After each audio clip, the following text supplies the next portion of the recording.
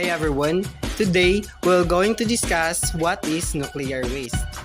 Categories of nuclear waste, perceived health risk, how is it disposed, recycling, and radioactive decay.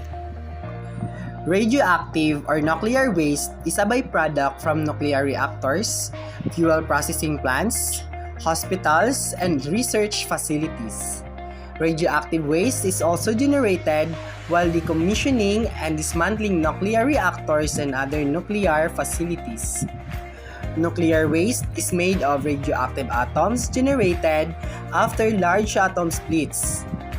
Nuclear reactors make nuclear waste during its operation. Only about 5% of the fuel is used and 95% of the useful fuel exits the reactor as waste. You might wonder why reactors are so bad at utilizing their own fuels. It's because even that 5% ends up producing neutron poisons. Example of neutron poisons are the naturally occurring elements such as boron, cadmium, the fission product xenon-135, and the samarium-149. Neutron poisons, also called a neutron absorber or a nuclear poison, is a substance with a large neutron absorption cross-section. However, neutron-absorbing materials, also called poisons, are intentionally inserted into some types of reactors in order to lower the high reactivity of their initial fresh fuel load. The capture of neutrons by short half-life fission products is known as reactor poisoning.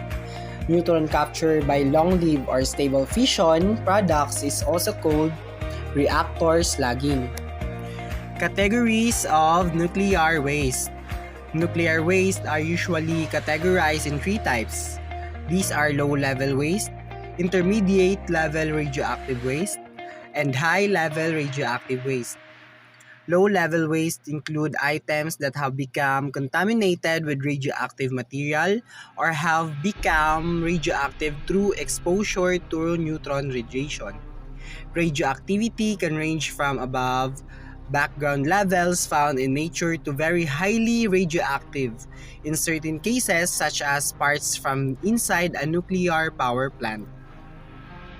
The intermediate level radioactive waste contains long-lived radionuclides in concentrations that requires isolation and containment for periods greater than several hundred years. Intermediate level radioactive waste needs no provision or only limited provision for heat dissipation during its storage and disposal. It includes refurbishment, waste, ion exchange, resins, and some radioactive sources used in radiation therapy. High-level radioactive waste is the waste that comes from producing nuclear materials for defense purposes. Ultimately, this waste is stored as sludge, liquid, or pellets and must be solidified before manufacturers or labs can dispose it. Perceived health risk. Spent nuclear fuel is dangerously radioactive and has the potential to release a poisonous chemical element called plutonium into the environment. In fact, exposure to radioactive waste can cause cancerous growths in human and genetic damage or mutation to animals and plants. It contaminates the environment. If not sealed properly, radioactive contamination can easily spread throughout the environment and into various ecosystems. The air, land, and water can all become polluted and harm humans and other life forms. Radioactive emission ionize atoms and molecules. This also leads to free radicals, particles with unpaired electrons. These reactive particles react with important substances in the body, leading to immediate damage and delayed problems such as cancer. Biological effects and radiation dosage. To monitor the effect of nuclear radiations on biological tissue, it is necessary to have a measure of radiation dosage. The rad from the radiation absorbed dose is the dosage of radiation that deposits 1 by 10 to 2 J of energy per kilogram of tissue. However, the biological effect of radiation is not only on the energy deposited but also on the type of radiation. The RAM is a unit of radiation dosage used to relate various kinds of radiation in terms of biological destruction.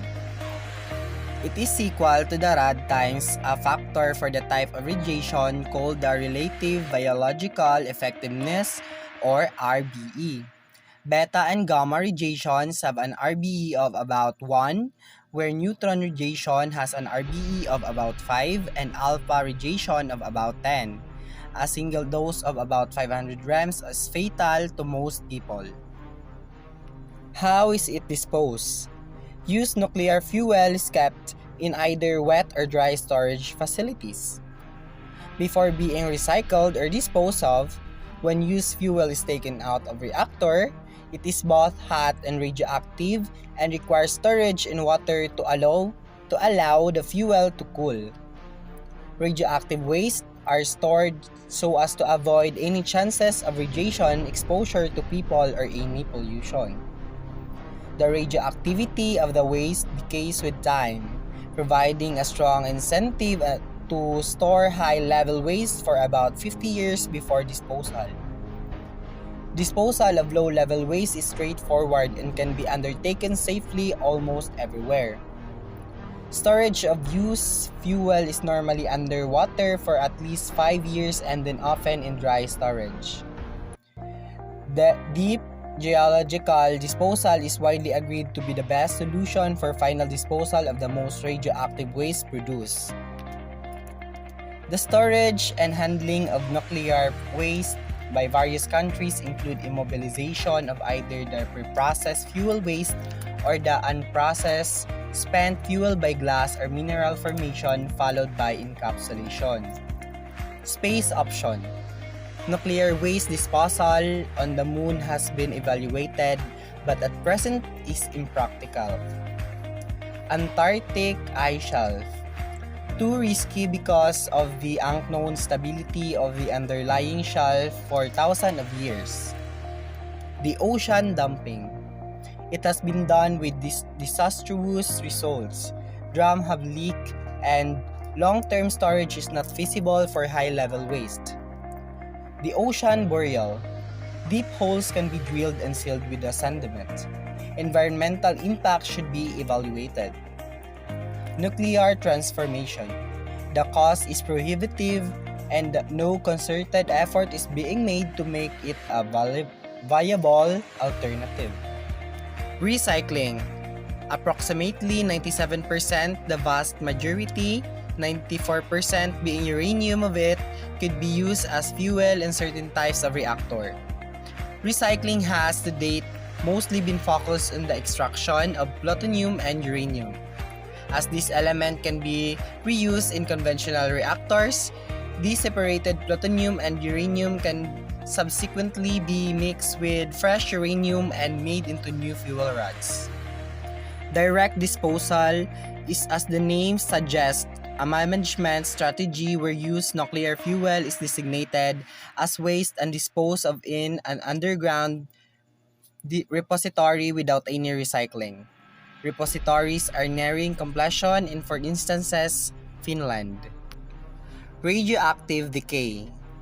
We can determine the amount of radioactive isotope remaining after a given number half-lives by using the following expression. Amount remaining equals to initial amount times, close in open parenthesis, 1/2 with the power of n, where n is the number of half-lives. This expression works even if the number of half-lives is not a whole number. Radioactive substances have different half-lives.